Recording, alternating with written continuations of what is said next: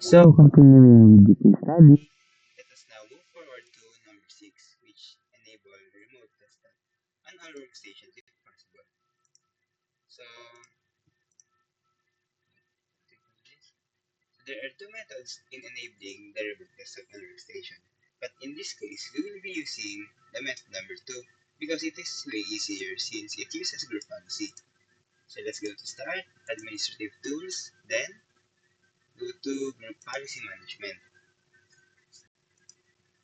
So add or create a GPO in this domain, link it in here. Then let's name it as remote desktop.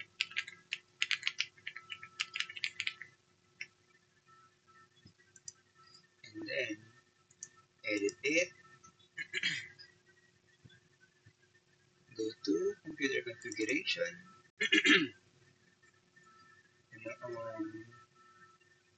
policies, administrative templates, and here's this Windows components. Then here's the remote. Oh, there is no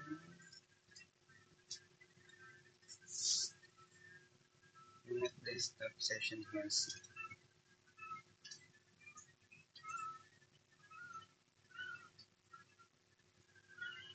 policies, administrative templates.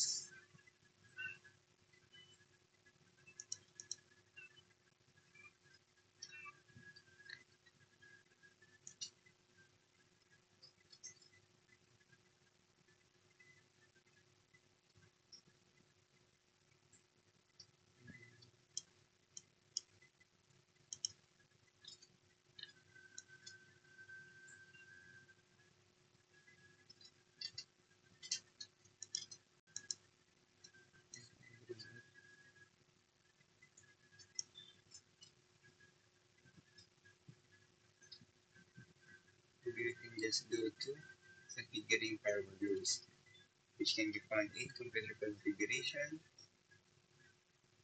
policies, network connections,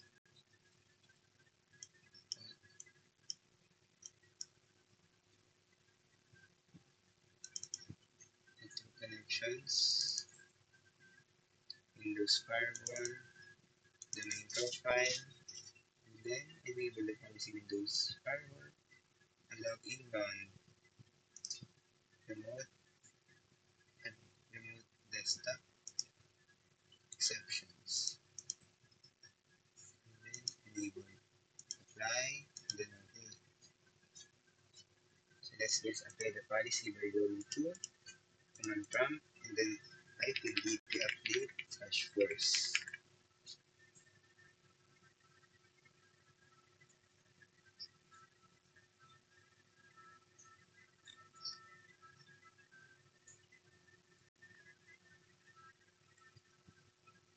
That's it, as simple as that.